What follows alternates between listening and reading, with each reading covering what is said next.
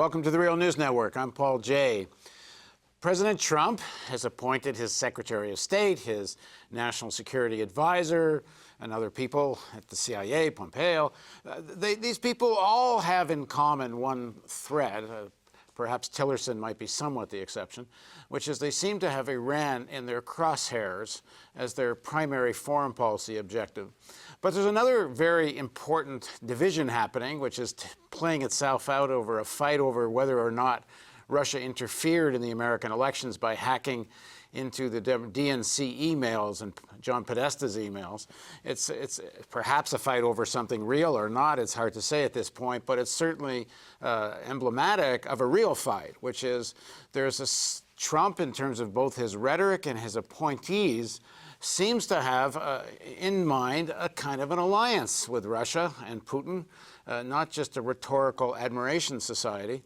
And what does that mean when you have such aggressive language towards China? Trump calls the president of Taiwan, and he can't be so out of it not to know what that would mean in terms of China and their view on the one China policy. So aggressive rhetoric towards China and a kind of almost realignment of U.S. foreign policy into a form of alliance with Russia. Now, these things aren't just driven by personality, although it doesn't mean it doesn't play a role. Behind Trump is a whole group of capital and billionaires, and you have other pools and sections of circles of billionaires and big capital and deep economic interest. For example, people that John McCain and Lindsey Graham represent. And traditionally, they have been extremely hawkish on Russia and continue to be. And even though their president is Republican, McCain and Graham seem to have no problem in publicly denouncing this, what they call cozying up to Putin. So what does all this mean in terms of how capitalism works and how these economic interests work, how the economic integration in global capitalism works? At the same time, there seems to be other forces in terms of the way geopolitical strategy works. So now joining us to help grapple with all of this is Leo Panitch, who joins us from Toronto. Leo is a professor emeritus and senior scholar at York University. He's the co-editor of the annual Socialist Register. The 2016 volume focuses on the politics of the right. Leo is also co-author of the book, The Making of Global Capitalism, The Political Economy of American Empire. Thanks for joining us, Leo. Hi again, Paul. So what do you make of all this? This realignment with Russia is rather interesting, if not even surprising. Well, at least that is predictable. Trump made it very clear his admiration for Putin, and that is of a piece with the new right's admiration for Putin everywhere. I think there's an element of this that has to do with Putin's very open homophobia. And I don't think that should be left out in terms of its appeal to the cadre, the soldiers of the new right, even beyond the alt-right, if you want to put it that way. But I think it more has to do with the admiration for the type of authoritarian, no-nonsense politics that Putin has come to represent, and his close alliance with the capitalist oligarchs. And his willingness sometimes to put them down in an authoritarian way. But, he's the government of the new rich in Russia, and he's a deal maker and of the crudest kind. And I think that this new authoritarian right wants to get away with liberal democratic procedures, wants to get away from the international codification of rules through which neoliberal globalization has prospered. There's a move away from this liberal or neoliberal international rule-making, which has been in place really since the end of the Second World War, but especially since the 80s, towards deal-making. And that's what Trump represents, and that's what Tillerson represents at a higher level of capitalist global operations. Russia has never been a threat to the United States in the sense of trade deficits. That's not America's problem with Russia, as it ostensibly is with China in terms of job losses, trade deficits, trade imbalances, etc. Trump is in that sense pragmatic, and I'm sure Tillerson will be around the question of, well, really, does Estonia matter very much when it comes to exploiting the Siberian oil fields? Even does the Ukraine matter very much when it does? Now, there will be people, of course, whose entire orientation is what political scientists call geostrategic, and look at the world as a map of competing nation states, one trying to better each other in military, intelligence, strategic terms. And they'll be present as voices as well. You get that much more out of Michael Flynn, the national security advisor, probably. But I think in terms of an economic orientation, this is what we're seeing. I don't know that the rhetoric against China yet needs to be taken that seriously because of the degree of integration of the Walmarts of this world, as well as the Apples of this world, with China, with really this one global factory that gives us jeans from China that we buy at Walmart, or the Apple cell phones that are produced in China. Well, if one of Trump's major campaign promises was to the military manufacturers of America, armaments manufacturers of America, he said, don't worry, you're going to get lots of money. We're going to do lots for you. To do lots for you need a good enemy, and if he's going to play nice with Russia and reduce the level of rhetoric and tensions with Russia, which I always thought, frankly, had a lot to do with giving the rationale for arms purchases. I'm not saying there wasn't some real tension, but I often thought it was somewhat exaggerated. But still, a good rhetorical war with China and lots of tension with China would help fuel that. Yes, I mean, that's possible. And I don't think that the buildup of military equipment and arms, which has its own dynamic, even though it's justified rhetorically, is in any sense going to stop because of this alignment with Russia. It's not going to stop on Putin's part either. And I don't think it needs to be justified by the threat of war between the United States and Russia. It really has its own self-generating dynamic in terms of the military-industrial complex now. The connections with Putin are interesting. Michael Flynn, who you mentioned, last December was at the 10th anniversaries of RT, Russia Today, the television network that's more or less financed by the Russian government and is in the United States and Europe. In fact, they really have a global footprint now. Michael Flynn was at that dinner for the 10th anniversary of RT, about apparently 3-4 seats away from Putin, who also attended the dinner. This developing relationship with Putin and deal making, it goes back some ways. And one can imagine a kind of a geopolitical deal that involves some kind of resolution of Syria to very much in Russia's favor.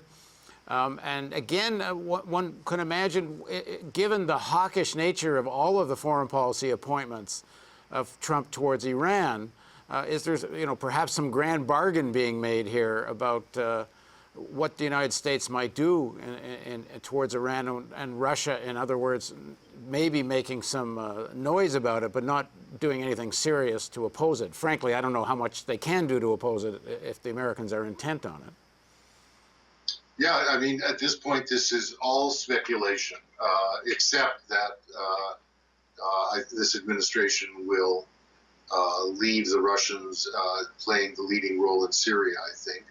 And that's important to Russia because Syria provides them with their only naval base in the Mediterranean, which really matters. And I don't think they're going to want to play a game about removing that. One needs to, I think this will involve leaving Assad in place, frankly. I do think so. And because of that, in a sense, Iran wins as well, because his religious group is allied with Iranian Shia, and the Iranians have supported him strongly. There are conflicting tendencies in this respect. We'll have to see. I don't imagine, in my own view, but I could be wrong, there'll be noises about Iran, there'll be noises about the deal Obama made. It was a means of discrediting Obama and Clinton as far as Trump was concerned, in an opportunistic way. I'm not so convinced that he is looking to pick a fight with Iran. What I do fear is that if the economic strategy goes belly up, if there are confrontations in the streets between Black Lives Matter and Blue Lives Matter, if there is in that sense a lot of dissent in the United States, that yes, one could see the military rhetoric being unleashed and all kinds of unpredictable things happening, partly in order to, as usual, in the cynical way that these types of politicians do, in order to try to create a national unity against those who, quite rightly, are raising more fundamental questions of inequality, etc. And I talked to Larry Wilkerson many times, and I talked to him about, why he, after being in the Bush administration, got so disillusioned, and his feelings about what was driving the Iraq War. And he said more than once, he said, don't underestimate how banal the motivations were. Yes. It was about, getting a chunk of the oil. And you can hear Trump, he was so disappointed Americans didn't grab the oil. I think it was even more, you're right, Paul, but I think it was even more banal. I think it was driven by those people who had been young aides in the Nixon White House and found that the presidency, the executive, was heavily constrained after Nixon, by virtue of Vietnam, by virtue of Watergate, et cetera, and the executive lost a lot of its autonomy, especially with regard to war-making powers. These guys were absolutely determined one way or another that they were going to break that. And they broke it. Now, it's not to say that Cheney being related to Halliburton as well, it wasn't something that, provided Halliburton with an accumulation opportunity that they couldn't have imagined. Setting up all of the construction camps all over Iraq, through which the war was prosecuted. American soldiers were housed, and new oil facilities were established. But I think it was even more banal. I think it had to do with their experience way back in the Nixon White House and their determination to turn that around. Talk about banality in terms of where it led. Well, I think in these issues, it's often all of the above. There's many reasons why these things happen. But the reason I raise this issue is that if you listen to the words and rhetoric of all of the people around Trump, Iran is this, even Giuliani's and others, is a source of all evil in this world. Iran is the source of terrorism. And I think it really comes from this issue of both in terms of the Saudi interest in diminishing the role of Iran, Israeli interest in diminishing Iran's regional power. And if you want to go back kind of into the roots of this, too, simply not wanting to accept that you could have the overthrow, meaning the Shah, of such an important American ally. There's a lot of, if you analyze the way these people talk, it's very much focused on that the next linchpin of American foreign policy needs to be the overthrow of Iran. Now, I don't think they're going to do regime change. I don't think they're going to invade. But to bomb, especially to reintroduce full-scale economic sanctions, to disturb and distract the Iranian economy and politics in order to weaken their role in the region, that seems to be their objective. They say it openly, and Flynn's very much part of that. The more openly they say it, the more I doubt it. I much more think it's likely that something horrible like that is going to happen, that they'll stumble into it. The more openly they say it, the more I think it's symbolically important, but maybe not substantively. I think where you began is what's important. What's important in the short run is that we're going to see an increase in oil prices. The Russians and Saudis have already made a deal to restrict oil output. That'll lead, of course, to that happening, generalizing through OPEC. That clearly is related to the kind of alliance between Trump and Putin you pointed to, which will now be reinforced, of course, with Tillerson from ExxonMobil in the State Department. The interesting question then is, what will that do to inflation, especially at a time when interest rates are already going to slightly go up, and that'll justify pushing them up even further. The implications of that, I think, need to be worked out, because that's what's immediately on the agenda. Well, this is where I was heading, is that if you concoct some excuse about the Iranians violating the nuclear agreement, put full-scale sanctions back on, get Iranian oil off the table, either through sanctions or through bombing and sanctions, that kind of tension, nothing creates higher oil prices faster and more dramatically than that. Yeah, it could be. I mean, the tensions in the Middle East have been, in recent years, have not produced the higher oil prices, but historically, you're certainly right. And yeah, maybe there's a logic to that. I really don't know. I think at this point, this is speculation. What we can be sure is what we were talking about, that there'll be a new deal-making kind of alliance with, governments that represent regimes that are not interested very much in the rules.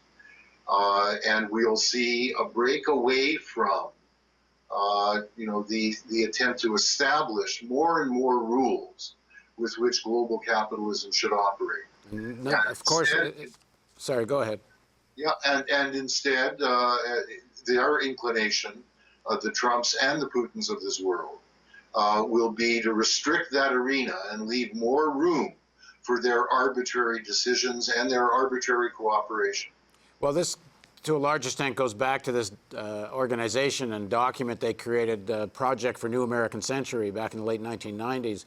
And not only do they, in that document, that Cheney, Wolfowitz, Rumsfeld, all these guys sign, and who I think Pence and Flynn and others are a continuum of, not only was regime change in Iraq, Syria, and Iran the next objectives of U.S. foreign policy, but the other major point of the document was that more or less the end of international law, that there's no need for it anymore. In a single superpower world, you don't need international law, which speaks to your point. There's no longer a need for these kinds of rules. It's now back kind of one gang with another making deals. Yeah, but they didn't do that around economic rules. They continued the codification of legal frameworks for international contracts, protection of foreign capital, et cetera, et cetera. And you're right, though. I mean, I think that that's an interesting parallel, and now we're seeing the other shoe drop. I mean, what is remarkable is that even Bush and the people around him were people who came out of political families, a political history, etc. At worst, the kind of person that Rick Perry now represents, although he really is just another cipher for the oil industry. And you now have 3 of them in senior positions in the cabinet, including the guy from Oklahoma. As well as ExxonMobil in the Secretary of State's office. But that was a more political administration. This is a more directly economic administration, one that has very little autonomy from the capitalists that it represents. You see that, of course, also with the Kochs and the Adelsons and so on. And I think that the security establishment that gave rise to the Bush-Cheney regime is not quite as important or central so far to this administration as is this set of capitalists who stretch from the kind of shady, even shysterous deal makers that Trump are, to the brokers that Nushkin represents out of Goldman Sachs. Very different from the Rubins of Goldman Sachs, who are kind of the patricians, very much interested in rule-making and liberal internationalism. They seem to me to be more important And now with ExxonMobil coming in, indeed, the oil companies being so centrally placed, not least via, my God, Perry being energy secretary. I feel we're seeing the dominance of the economical logic here, rather than so much the Pence-Cheney kind of logic. But we'll need to see. There are representatives of those people, certainly, in very senior positions. Yeah, I don't think there's any contradiction between those two groups that you're talking about. Certainly, Cheney was a very good representative for the fossil fuel industry himself, and they seem to work together, these two groups, even if they have somewhat their own logic. I think his motivation, however, was more geostrategic and more political in the narrow sense of the word, was more of an inside operator in Washington. But we'll talk more about this. But this one point, I just want to add something to. This more direct control of the politics and the state by the billionaires and by the direct representatives of the billionaires. Add to that Robert Mercer, who's the guy from Renaissance Technology, one of the most, not one of the most successful quantitative high-frequency trading hedge fund in the world, and one of the most parasitical sections of capital. Robert Mercer is directly the funder of the Trump candidacy. His daughter's on the transition team, and Kellyanne Conway and Bannon both work for Mercer, and that is the core of the Trump team, directed directly by one of these billionaires. So yeah, the sort of somewhat separation between the state, the politics, and the billionaires has broken down in sort of an unprecedented way with this incoming President Trump. And we've talked about this before, but I think the big question is that when you have such close ties with individual capitalists, especially of the kind of capitalists we're talking about, I don't mean that as ExxonMobil, where you have a massive multinational corporation, but the kinds of people you're just speaking to, then it becomes more difficult for a state to act as the executive committee, as Marx once put it, of the whole bourgeoisie. It makes it more difficult for them to do a reading of what's in the class interest of the bourgeoisie as a whole, and in that sense, what's in the national interest of a capitalist United States in a global capitalism. And this could lead to a lot of jerkiness and scandals and dysfunction in such an administration.